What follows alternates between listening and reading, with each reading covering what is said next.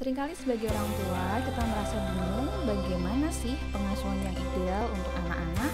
Apa kita harus selalu halus dan baik seperti ibu peri, atau kita harus tegas dan tak tergoyahkan seperti baja? Nah, berikut ada 10 teknik pengasuhan yang bisa sahabat gunakan untuk bisa menjadi orang tua yang mendekati ideal, rekomendasi dari Joe Frost, si Super Nanny. Yang pertama, pujian dan penghargaan. Anak harus mengerti kalau Anda menghargai keberadaan mereka. Penghargaan tidak hanya lewat hadiah atau mainan, tapi juga dengan mengucapkan kata-kata sederhana seperti anak baik, wah bagus, atau mama bangga denganmu. Sensasi yang bisa dirasakan juga sangat penting untuk anak-anak, maka peluklah mereka sesering mungkin. Anda bisa membuat suatu bentuk penghargaan terhadap anak dengan bintang yang ditempel di dinding atau hiasan lain untuk prestasi mereka. Anda juga bisa menggantung penghargaan itu di kulkas atau tempat lain di mana bisa terlihat jelas sehingga anak bisa lebih sering melihat. Hal ini merupakan dorongan besar bagi mereka untuk berperilaku baik. Yang kedua adalah konsistensi. Anak harus tahu bahwa ketika Anda mengatakan tidak, maka itu adalah hukum yang tidak akan dibahas lagi. Itulah sebabnya batasan yang Anda tetapkan untuk anak-anak harus ditaati oleh semua anggota keluarga dan orang-orang yang sering bertamu ke rumah Anda.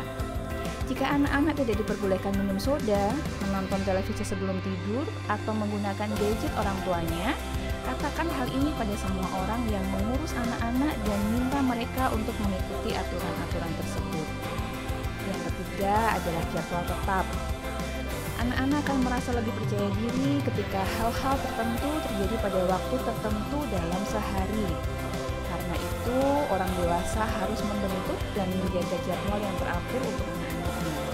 Dengan cara tersebut, anak-anak akan selalu tahu kapan waktunya melakukan aktivitas tetap mereka. Membuat jadwal akan membantu Anda mengatasi masalah yang umum terjadi. Misalnya saat anak tidur, ingin pergi ke tempat tidur ketika waktunya tidur, atau bangun tepat waktu. Yang keempat, tentukan batas. Banyak orang tua keliru berpikir bahwa anak-anak sudah tahu apa saja hal-hal yang diperbolehkan dan apa yang tidak. Ini kurang tepat karena mereka belum punya pengetahuan dan pengalaman yang cukup untuk mengetahui mana yang baik dan buruk tanpa bantuan orang dewasa. Maka ini adalah tugas Anda sebagai orang tua untuk menjelaskan pada mereka bahwa hal-hal seperti anak melawan orang tuanya adalah sesuatu yang buruk. Yang kelima, disiplin. Menetapkan batasan perlu diiringi dengan disiplin. Jika anak-anak Anda melanggar aturan yang ditetapkan untuk mereka, maka mereka harus tahu apa konsekuensinya. Hukuman tersebut bisa bervariasi tergantung tingkat keparahan perilakunya. Orang tua harus memahami bahwa hukuman bukanlah tindakan mengancam. Jadi, jika anak bersikap buruk, Anda harus memberi hukuman yang sesuai untuk mereka. Yang keenam, peringatan. Memberi peringatan pada anak memungkinkan mereka untuk mengubah keputusan atau perilakunya jika itu salah. Anda bisa memperingatkan anak-anak lewat dua cara, peringatan yang sopan dan peringatan keras. Peringatan yang sopan seperti, makan malam sebentar lagi, ini waktunya untuk membereskan mainanmu. Sementara peringatan keras digunakan saat anak Anda mulai sulit diatur. Tegurlah dia terlebih dahulu, dan jika tidak ada perubahan, buat peringatan yang tegas. Misalnya, jika kamu tidak berhenti melempar bantal sekarang, ibu akan menghukum kamu. Jika setelah diperingati dia masih bertingkah, maka Anda bisa memberinya hukuman. Yang ketujuh adalah menjelaskan harapan Anda. Anak-anak tidak dilahirkan dengan pemahaman mengenai apa yang baik dan yang buruk, atau apa yang diharapkan dari mereka. Orang tua harus menjelaskan secara terperinci pada mereka.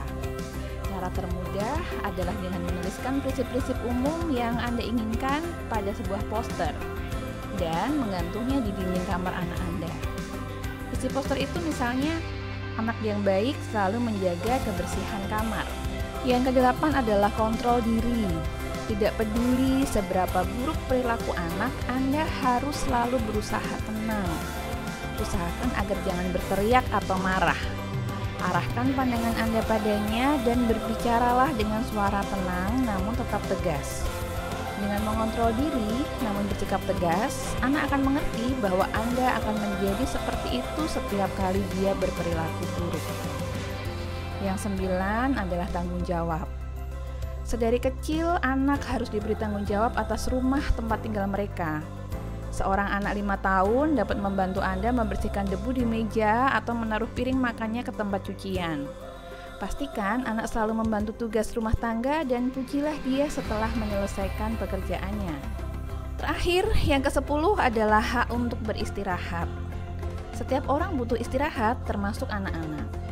Cobalah untuk tidak membuat jadwal harian anak-anak Anda terlampau berat.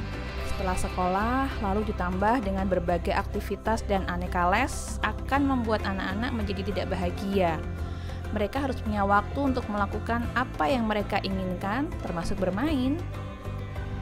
Dengan tips tersebut, Anda mulai dapat mengatur dan menentukan langkah supaya apa yang sedang dibangun dapat berjalan dengan konsisten.